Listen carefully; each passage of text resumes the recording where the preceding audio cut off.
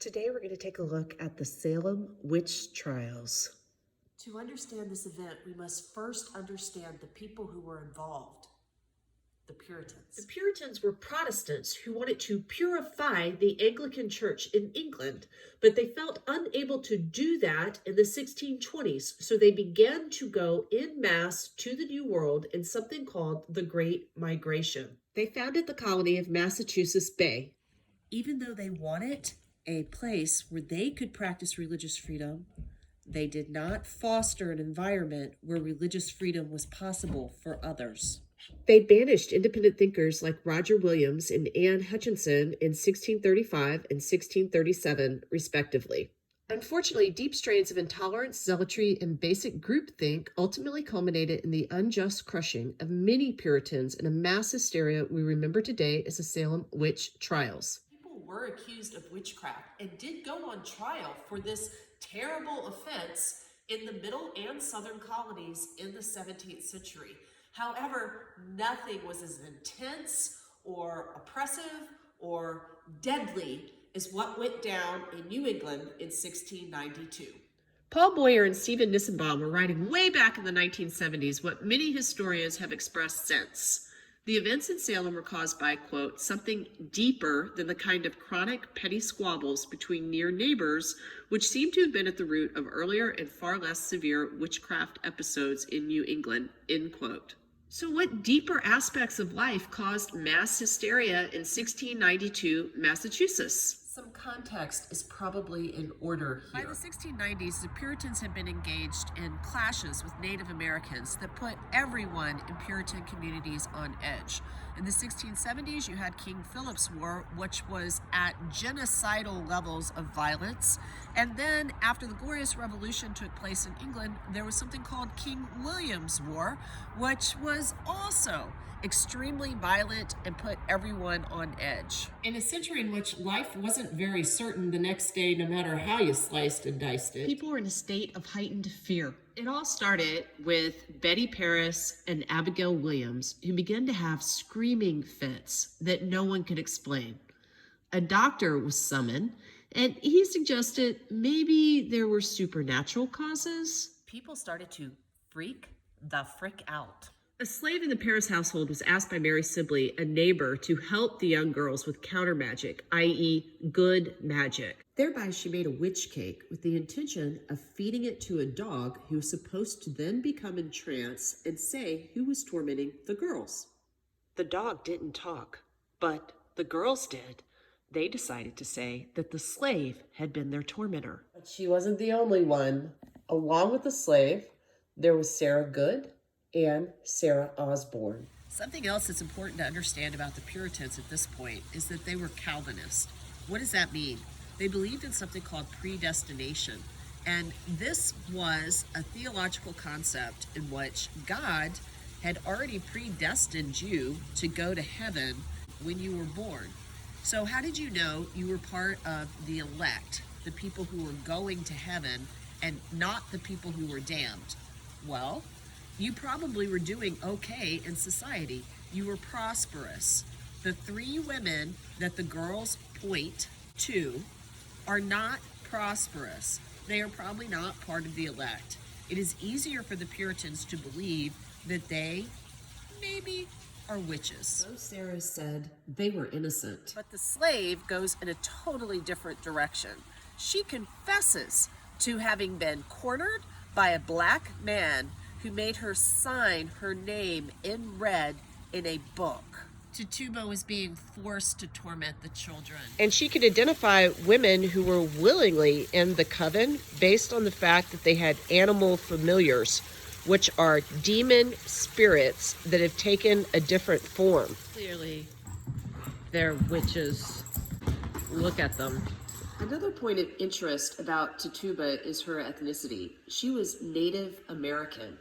And in the minds of the Puritans, probably because of the bloody Indian Wars, this meant that she understood demonic power. The truth of the matter is, Tituba was extremely clever.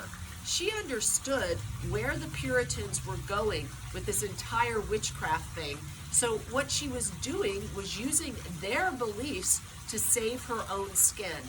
Maybe if she had been forced into the coven, she was in some way innocent. By March of 1692, two women claimed they had visions of tormenting spirits. By March 7th, the three main witches had been sent to a jail in Boston. Sarah Osborne would eventually die there in May after claiming an Indian witch had pinched her. Clearly, she was trying to turn the tables on the slave. Sarah Good said, "Forever, I'm innocent." And Tituba stuck with her line as well, "Have mercy on me." You may wonder if everyone in the village thought that these people were actually guilty of witchcraft. And the answer is no. Martha Corey laughed at all the accusations until Ann Putnam began to have shakes and tremors whenever she was around Martha. Martha Corey said, "You can't prove that I'm a witch," but the people said, "Off to Boston jail, you can wait for trial." Accusations spread through the area like wildfire. Sarah Good's 4-year-old daughter Dorcas was arrested as a witch as well. Ann Putnam and her mother accused Rebecca Nurse of causing torment. Rebecca Nurse, an extremely upstanding woman of means and high reputation. The reaction of the people now was that if Rebecca Nurse could be a witch, anyone around them could be a witch. Let's understand, the Puritans weren't stupid. They were actually typically a fairly reasonable and pragmatic people, but they totally believed witches were absolutely real. The deputy governor and his assistants attended witchcraft hearings in April. Dozens of people from Salem and other Massachusetts villages were brought in for questioning. On May 27, 1692, the colony's governor, William Phipps, ordered the establishment of a special court for Suffolk, Essex, and Middlesex counties. This brings us to Bridget Bishop, a woman who was known to be a gossip and thought to be promiscuous. She was accused, tried, and convicted of being a witch. She was the first witch to be hung on June 10th, 1692. Cotton Mather, a respected Puritan minister, finally wrote a letter imploring the court not to allow spectral evidence, testimony about dreams and visions in any more court proceedings. However, this was overlooked. I want you to understand, spectral evidence is like implicit bias. How can you prove that it's there? How can you know it's there? How can you disprove it's there? It's just supposed to be there? To show you just how shaky spectral evidence could be, I'll share with you a story of some of it at work.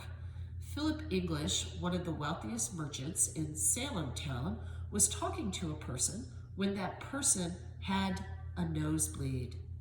Clearly, Philip English had used magic to make that happen. This was all the result of witchcraft. 5 people were sentenced and hanged in July for witchcraft, including Sarah Good, who said to the reverend who tried to make her confess, quote, "I'm no more a witch than you are a wizard, and if you take away my life, God will give you blood to drink." By the way, she had a baby while in jail in Boston, and that baby died of neglect on the dirt floor. 5 more witches were hung in August. 8 more were hung in September. This brings us to the tragic story of Giles Corey, who was married to Martha Corey, that woman who did not believe the girls in the beginning and who had been thrown into jail for being a witch.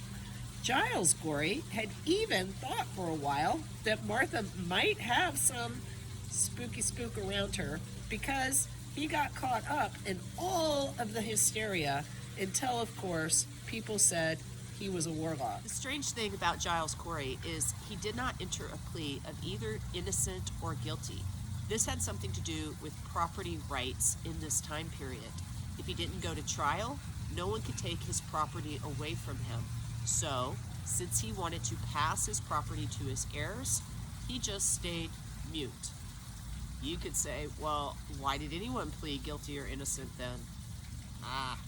That's a good question.